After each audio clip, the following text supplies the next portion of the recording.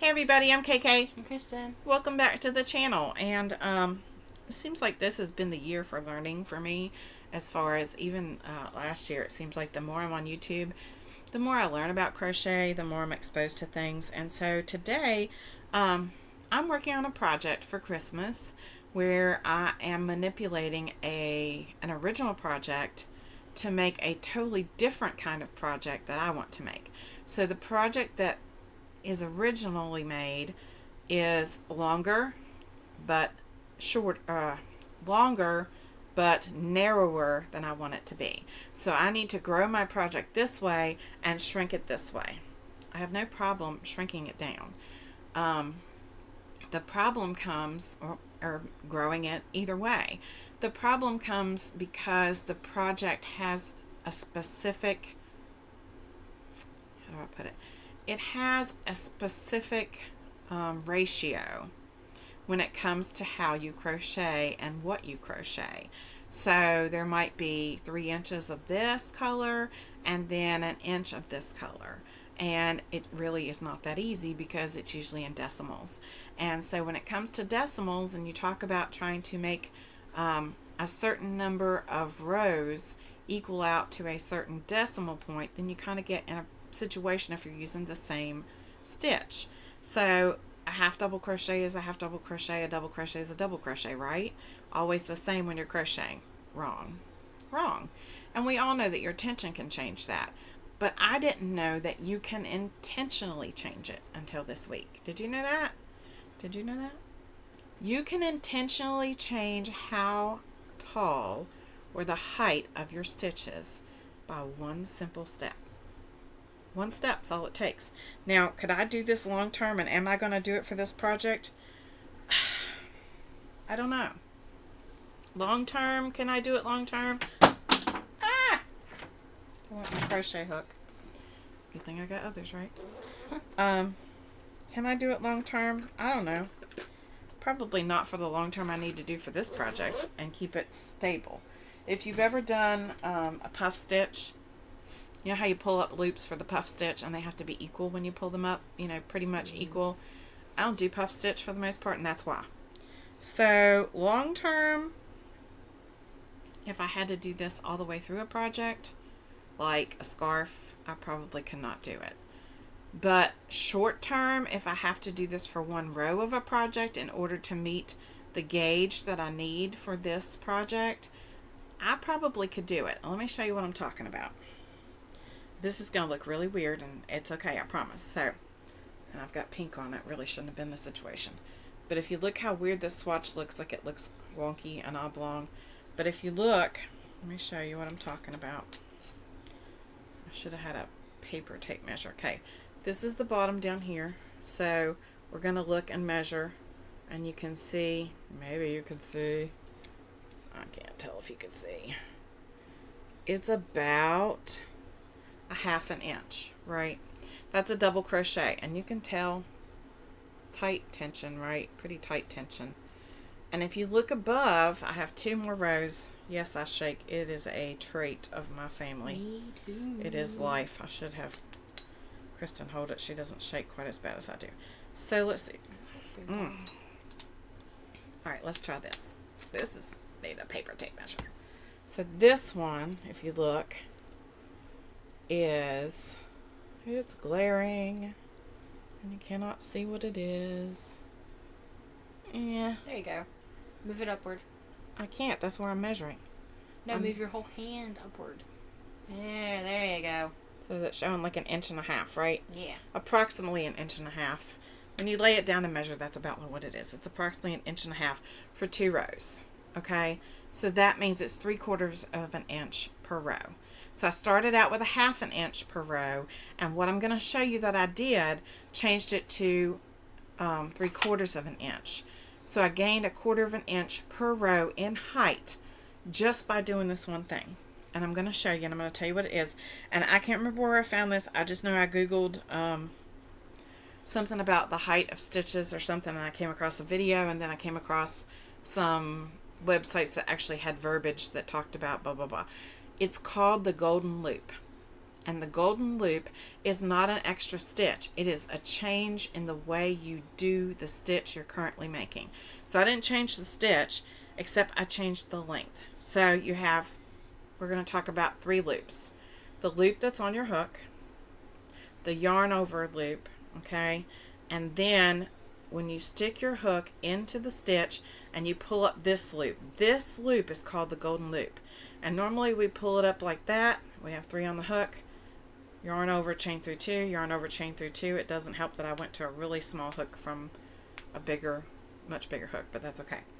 Just for demonstration. So the hook, the loop on your hook, the yarn over loop, and then when you go to put your hook in through the stitch and you're going to pull up a loop, this loop you pull up is your golden loop. It's the one that, think of it as adding money, gold. That's how I remember it. You're adding length to your stitch, so you pull it up higher like you normally would for a puff stitch. So you see how I pulled it up much higher? Then you yarn over, pull through 2, yarn over, pull through 2 like you normally would, okay? All you're doing is when you go through to pick up, to yarn over and pull through that 3rd loop, you're pulling it up higher. And that is essentially the first part of your double crochet, and it is lengthening your stitch. Look. Do it this way. Oh. Look at the difference in the length between the bottom stitch and the stitch above it. And the stitch above it. All you're doing is you're elongating this part right here, and you're making a bigger stitch. So when I look at it like that and I try to figure it out, it makes more sense to me that I can change from a 1/2 inch stitch to a 3/4 inch stitch. And that means as I'm doing this project, if it calls for 3/4 inch and I'm normally doing a 1/2 inch with a double, then I don't have to change stitches. I can change the length of the stitch. Now what's this going to look like in crochet? I don't know if you crochet it together like that, if it's going to make a difference in the project I'm making or not. I'm going to look at it and see. I'm going to see what I can do with it. And if I need to do that, I probably will. Or if I need to adjust my stitch in the beginning so that I make a bigger stitch like that for the row length that I have to do for the project I'm doing, I don't mind doing that if it means that I'm going to have an easier time working on this project and I don't have to do single crochets. Basically, I'm relaxing my tension and pulling up a larger loop there all the way across. I can do that because I'm not having to match the loops to each other as I'm pulling up for a puff stitch 5 times. And I found as I was practicing and doing it and went along the row, it was much easier for me to get a stitch that was consistent because I wasn't having to do the fiddliness of the pull, yarn over, pull up, yarn over, pull up, yarn all in the same stitch like for a puff stitch.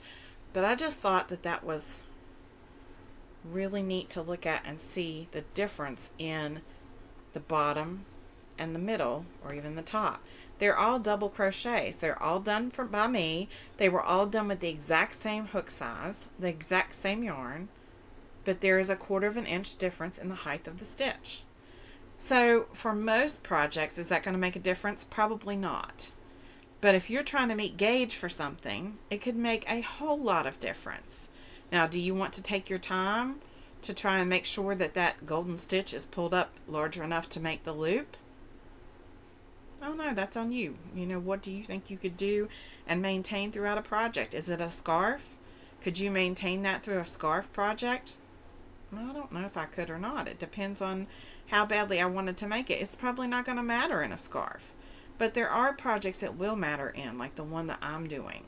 If you have to have a project that is a specific height for that section, and your single crochet isn't big enough, and your double crochet isn't big enough, or maybe your single crochet isn't big enough and your double crochet is too big, then you can use the single crochet and heighten it with the golden stitch.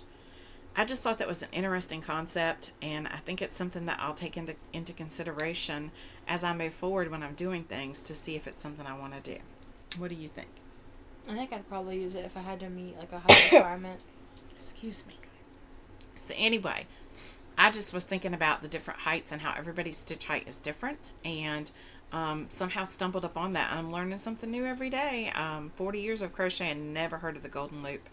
And I just thought that was really interesting to see. And it does explain a lot about gauge and about tension and about how we all have something different when we create. So you'll see when I finally get into this project what I'm talking about.